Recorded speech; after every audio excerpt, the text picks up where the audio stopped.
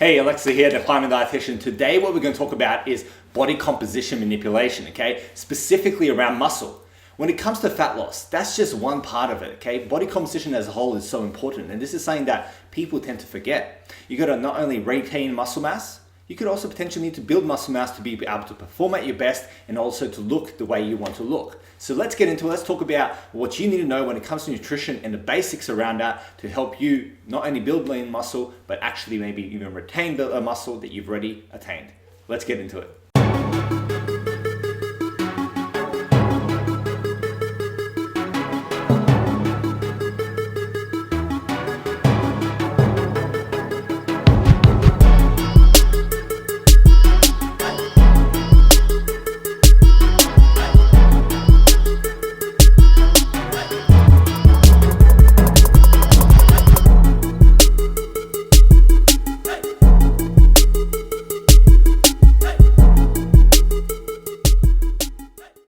So what I'm going to do is I'm actually going to give you the two important things you need to know when it comes to building muscle, okay?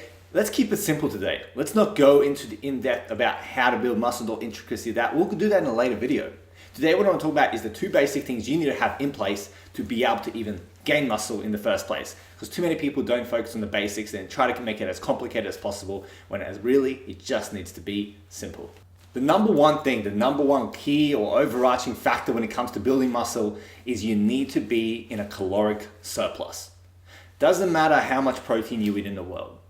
Doesn't matter how much you train in the world, okay? You could train every day, 2 hours a day, whatever, okay?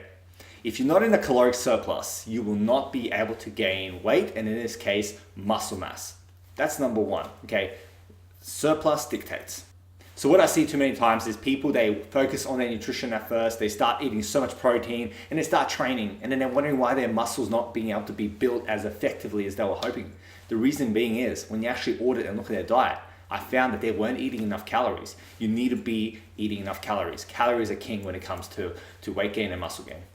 The second very important thing is there has to be muscle stimulus. You have to be training, okay? You have to be doing the right kind of training. So if you're unsure about this, obviously seek out an exercise physiologist or a personal trainer or a CrossFit trainer or something like that to help you. But you need to have the right training in place to actually stimulate the muscle and get things going. So you got to do weight training, okay? Generally it's going to be resistance exercises. If you're just doing cardio and eating calories, you're not going to build muscle to the maximum amount that you could, okay? You need to be doing resistance exercises. And if that's something that you're not doing yet and you're trying to build muscle, start, okay? Obviously seek out, talk to your doctor first if you're starting out a new routine, of course. Remember, safety first. But make sure you seek out a professional if you're not sure about exercises and all that sort of stuff. Resistance exercise and stimulating muscle is key. And then the third thing, I think I said maybe two things, but the third thing that you got to focus on is, having enough protein, okay? Protein comes after. If your caloric intake is not in a surplus, if you're not training the right way, then it doesn't matter how much protein you eat, but protein is still important. Now you're probably wondering, how much protein do I eat then? Well, there has been historically a pattern of people, and this is generally perpetuated by the bodybuilding community, which is a whole different side of things. So that if you're not a bodybuilder, don't compare yourself to bodybuilders, okay, in the way they eat. But generally there's been this push about as much protein as possible, and there has been historically amounts that are very astronomical when it comes to how much protein these people are actually consuming, okay, everyday people as well. But how much do you have to consume? Well, it depends, okay? I know that's a bit of a cop-out first answer for this question, but it depends. It depends on your weight, your training history, what you're actually trying to achieve, your metabolism, all these kind of things matter when it comes to this. But to keep it simple, there is like a general guide you can use that will get you started, okay? It will give you a good amount to have. Now, generally, if you're trying to build muscle, you don't necessarily have to have as much protein as if you're trying to lose weight, just because when you're trying to burn fat and you're kind of training a lot, you could potentially be burning into your muscle mass stores.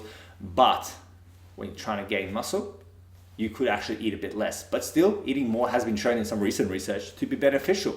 Okay, there has been shown that amounts up to that 2 to 3 grams per kilogram of body weight can be beneficial for people trying to build muscle mass, especially for bodybuilders and those sort of kind of athletes.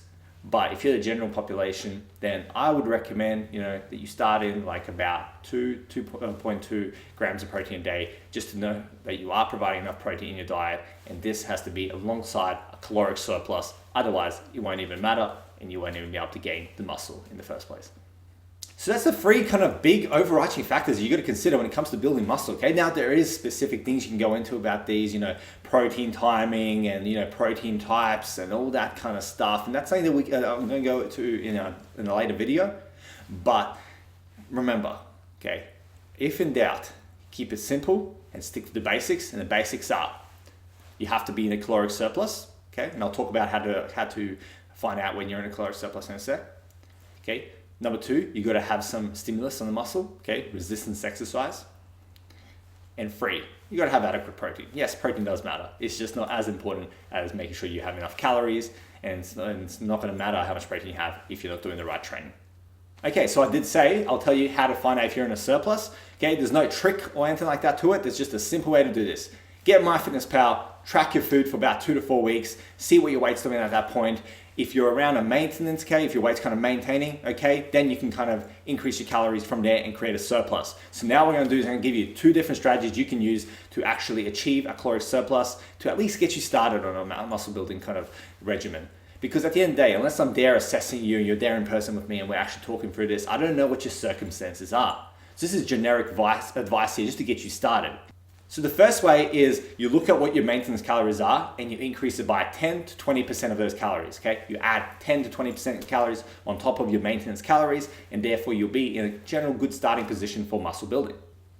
The second one is a very much a ballpark figure. It's something you'd use, if you're just getting started and you don't want to kind of worry too much about your nutrition, you're not really sure where you're at or you're not sure if you're in maintenance, add about 500 calories on top of your diet, generally going to put you into a surplus for most people. Or if you're in the maintenance phase, adding about 500 calories will definitely get you enough of a caloric surplus to get things started. As you can see from these 2 examples, the first one's probably a better one, increasing by about 10 to 20% of your calories. That's going to be a lot better because it's going to be more adjusted to what you're actually consuming and what your actual individual circumstances and characteristics are. But you can also use the 500 calorie one if you want. I'll just recommend the first one because it's a bit more strategic, a bit more specific, and it's a bit more grounded in evidence. So there you go. Hope now you understand the basics or the foundation you need to get yourself started on building muscle, okay? So we'll recap, okay? Let's recap this all. 1, be in a caloric surplus, which you can achieve by increasing from your maintenance calories by about 10 to 20%. 2, get onto a good resistance exercise regimen, okay? Talk to a professional trainer, someone who's qualified in this, okay? Make sure you choose the right trainer for that as well. 3, you gotta make sure you consume enough protein, about 2.2 grams per kilogram body weight is probably a good start for most of you, but if you want to talk specifics, send me a message on Instagram, we'll go through there. Okay, that's your free. That's the free kind of factors in a nutshell about how you can get started on a fat loss plan. Now, you could look into specifics around protein, carbs, and fats and how they can be used to optimize muscle mass building, but that's going into more specifics there. I want to talk about basics today, okay? And I want to give you an idea of how to get started in a more easy way. Now, if you're kind of watching this and you're thinking, I'm not necessarily trying to build muscle, I'm trying to just retain the amount of muscle I have. And perhaps you're someone you've built muscle and now you're trying to lean out, but you're trying to maintain muscle mass. Now what you got to do is obviously to lean out, you got to be in a caloric deficit, but you got to be more strategic with that so you're not cutting into your muscle stores. You got to make sure protein is adequate, okay? About 2.2 grams per kilogram body weight is actually still good for that, okay? Around that mark, just to retain muscle mass on a hypocaloric kind of diet, so under eating calories.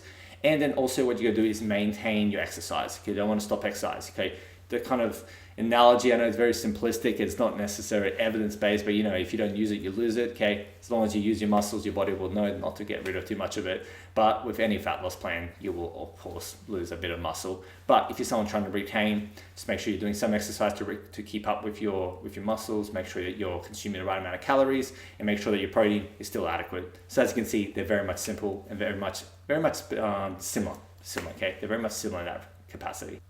So there you go. I hope that's brought you immense value. Hope you've gained something from this video today. If you do have any questions, leave them in a comment below or send me a DM for Instagram. The description is in the link below. Remember to like and subscribe, okay? Share with your family and friends. Tell people about me. Watch my other videos. Got so much on there that you can guys get value from, as well as more upcoming videos. So make sure you do subscribe. Until next time, stay safe. See you later.